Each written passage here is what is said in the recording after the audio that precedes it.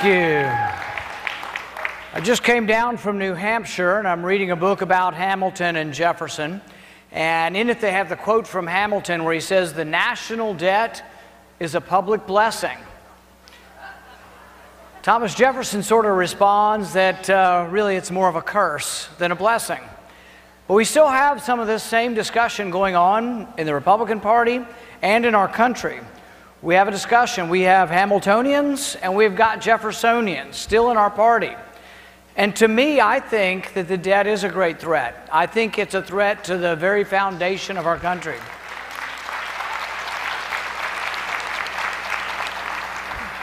It won't surprise you that some disagree, and some think that, well, it doesn't matter what we borrow the money for, but if we're going to spend it on advancing the military, it's fine. I guess the problem I have is that if you're going to spend $1 trillion of new money that's going to be added to the debt, does that make us stronger or weaker? Admiral Mullen, career officer, said that he thinks that the biggest threat to our national security is our debt, and I agree with him. I don't think that we project strength from bankruptcy court.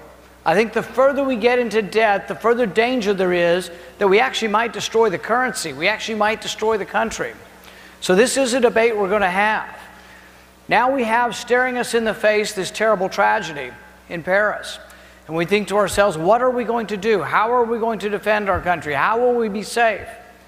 One of the things I think we have to learn, and one of the lessons we should learn from the tragedy in Paris, is that we have to be very careful and very cautious, extraordinarily cautious about who comes to visit, who immigrates here, and who studies here.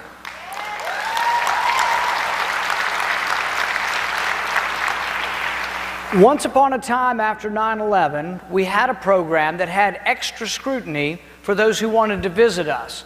I'm all for that. In fact, I tried to reinstitute this. President Obama canceled it. The one cost savings that President Obama came up with was canceling a program that scrutinized those who were coming to visit us. But I tried to reintroduce this. You will recall there was an immigration bill. Rubio and Schumer put forward an immigration bill. And so I put forward an amendment called Trust But Verify, because the biggest problem to all types of immigration reform is people say, oh, we're going to secure the border, and it never comes. We leave it up to the president, even Republican presidents, and it's never come. So I had an amendment that said, you know what? We'll check up on the president. We'll have a check and a balance, and each year Congress will vote on whether or not the border is secure. I also put in this amendment the increased scrutiny for those who want to come here as students or visiting or immigrating, particularly from about 25 countries. You can guess which ones. The thing is, those who came and attacked us on 9/11, they were here on student visas. They overstayed their visas. We didn't know they were here. 2 of them were on the watch list. We weren't communicating. The CIA knew they were in San Diego, but the FBI didn't for some reason. So we let our guard down. But when I introduced my amendment, Trust But Verify, to the immigration bill, unfortunately I got some opposition. Your senator, in fact, opposed me on this. I tried to pass something that I think was a conservative proposition to the immigration bill that would have had more scrutiny for refugees, for visitors, for students.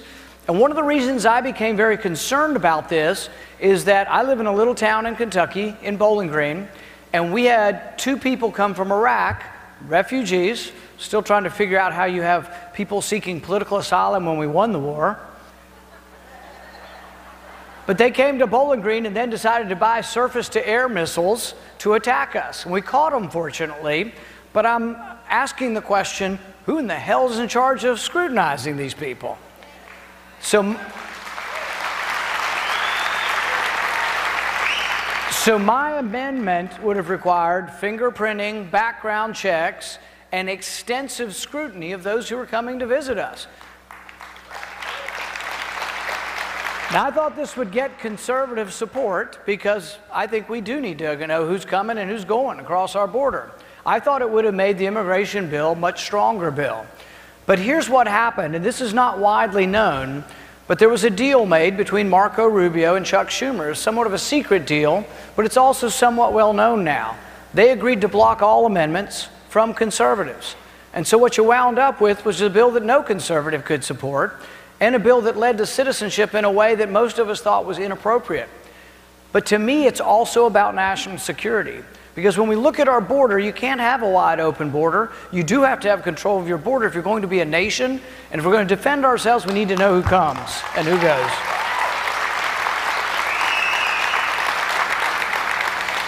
Some will say, doesn't matter. We don't like you because you won't spend $1 trillion more than what we're spending. Well, guess what? We already spend over $600 billion on the military, including another $40 billion on Homeland Security. What I'm saying is, let's spend it wisely, but let's don't add to the debt to do this, because the debt's dragging us down. In fact, there's a secret,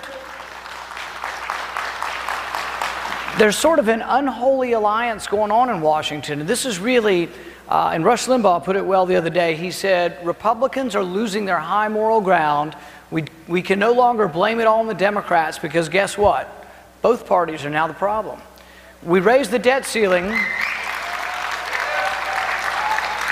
We raised the debt ceiling an unspecified amount. They just said, we're going to raise it, Mr. President. You can raise it as much as you want till March of 2017, all the way into the next president.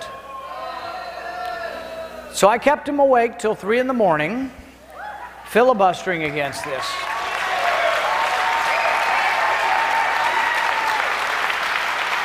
I can tell you they were less than happy with me, and I heard a few words that I cannot reveal on the national stage. As they walked by my desk, there were quite a few epithets being hurled at me because they were unhappy that they were there at 3 in the morning. And I said, look, the country is worth us having a debate over this.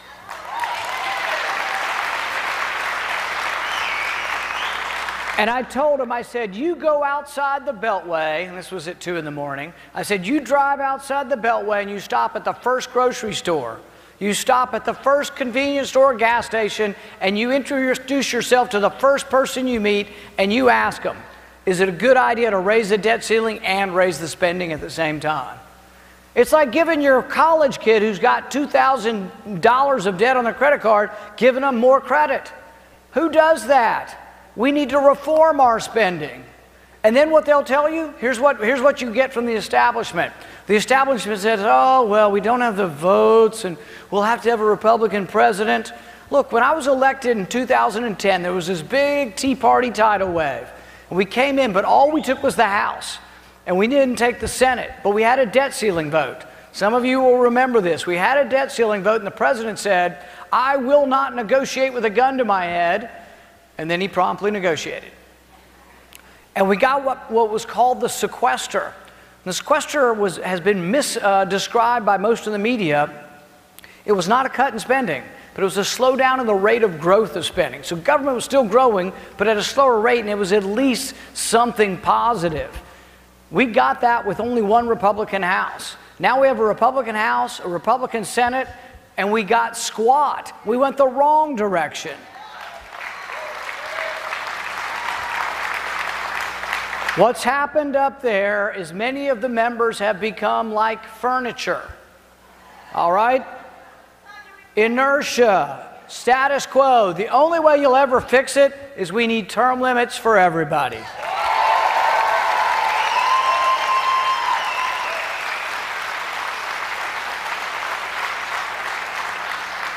People ask me, they say, what's the worst thing the president has done? And I say, how long do you have?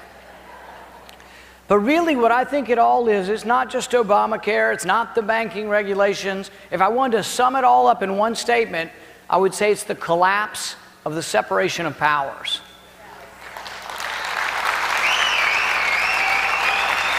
You remember what he said? He said, I've got my pen and I've got my phone, and by golly, he's just going to do what he wants. And that's what he's been doing, time and time again.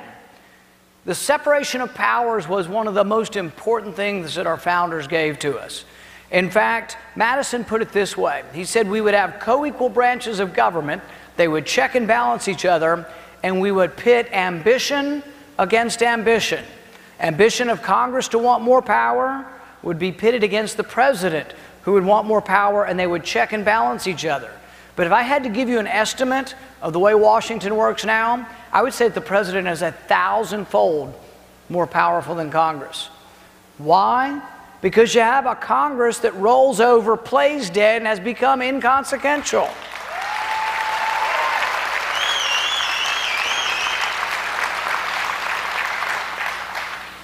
We have the power to control spending right now. Spending expires at the end of the year. Automatically, it's in the law. So what happens when spending expires? Let it all expire and tell the Democrats they've got to restart it. Do you know what it would take? How many people think we ought to defund Planned Parenthood? Planned Parenthood goes away if we let it expire. And then to restart it, if the other side wants to fund Planned Parenthood or any of 1,000 wasteful programs, they would have to have a majority in the House and 60 votes in the Senate. See, they're not being honest with you. They're saying we can't defund anything because we can't get 60 votes. We don't need 60 votes. It all expires automatically if we will let the spending expire, and a second later we can restart it, what needs to be restarted. Tell the Democrats they need 60 votes to fund Planned Parenthood.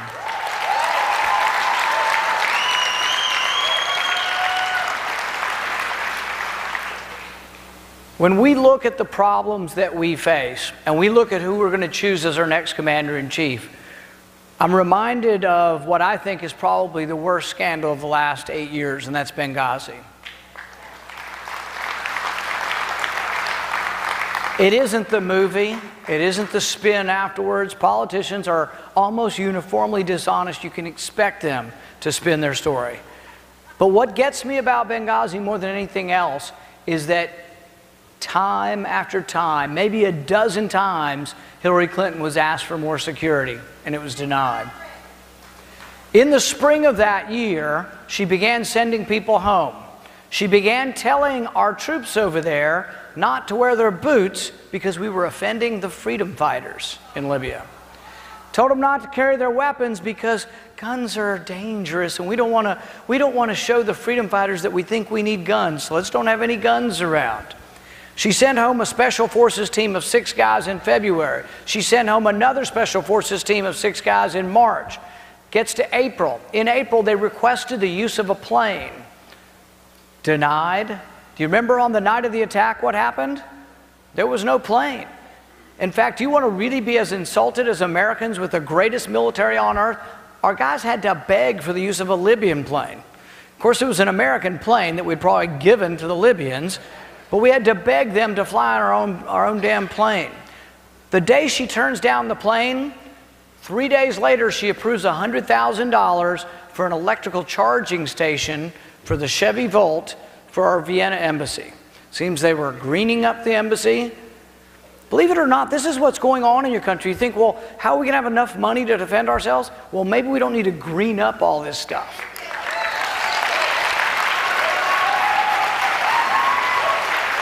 If you've got to weigh the defense of Benghazi versus buying an electrical charging station for Vienna's embassy, my goodness.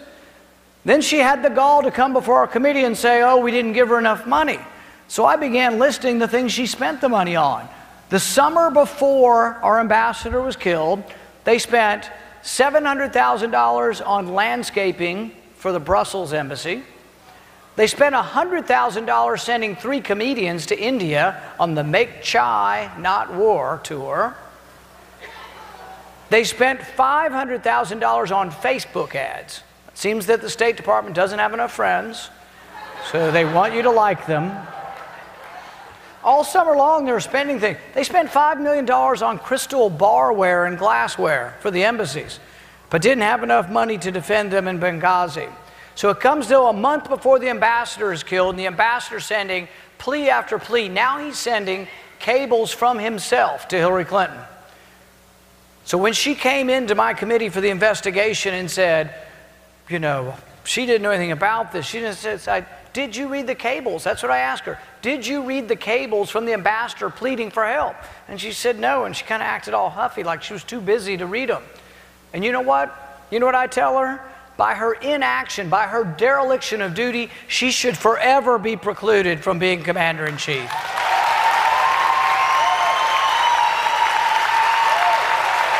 Thank you. Thank you. Thank you.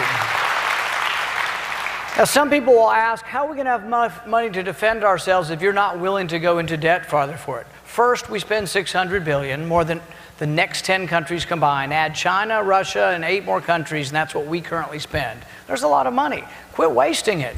I'll give you an area where we might not want to spend any money. I say not 1 penny for countries that are persecuting Christians around the world.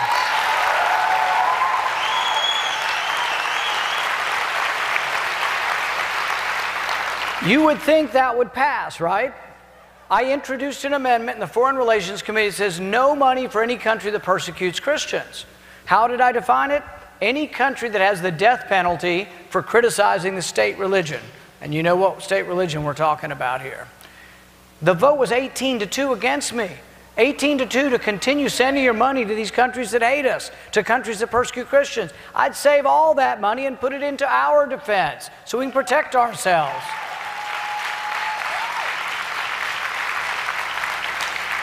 And some people say, well, surely no one's putting Christians to death. Asia Bibi is a Christian in Pakistan. There are not many Christians left in Pakistan. She went to draw water from the well, and they began stoning her and beating her. She was bleeding and on her knees, crying out for help. She was a Christian in a Muslim village, falls to her knees, bleeding and crying for help. And finally the police arrive, and she thinks she's been saved, only to be arrested. She's been on death row in Pakistan for 5 years, and yet we continue to give billions of dollars of our money. In fact, we don't even have the money. We borrow it from China to send it to Pakistan. There is so much within our government that we could save money with and put to our defense without saying, oh, we're just going to spend $1 trillion we don't have by borrowing it. We still have a debate in our party between the Hamiltonians and the Jeffersonians. Those of us who believe in limited government, who believe in balanced budgets, who believe that the safety of the country only comes when you spend what comes in and you don't go further into debt. This debate goes on. This is the debate I think that our party needs to have. It can be done in a polite fashion, but we need to have this. Are we of unlimited resources? Can we go further into debt, or will that harm us as a country? This is a debate we need to have. As we move forward, and we think about what we want to project to the American people and what's the message that we can project that can win the country and beat Hillary Clinton, I think of the painter by the name of Robert Henry, and he had this message to young painters. He said, paint like a man coming over the hill singing. I think when we proclaim our message, with passion that we're going to defend the entire Bill of Rights, that we're going to be the party of justice, when we proclaim that message with hope and optimism, and when we proclaim that message like a man coming over the hill singing, then we're going to be the dominant party. We're going to rock and roll to victory, and that's what I want to be part of. Thank you very much. Thank you.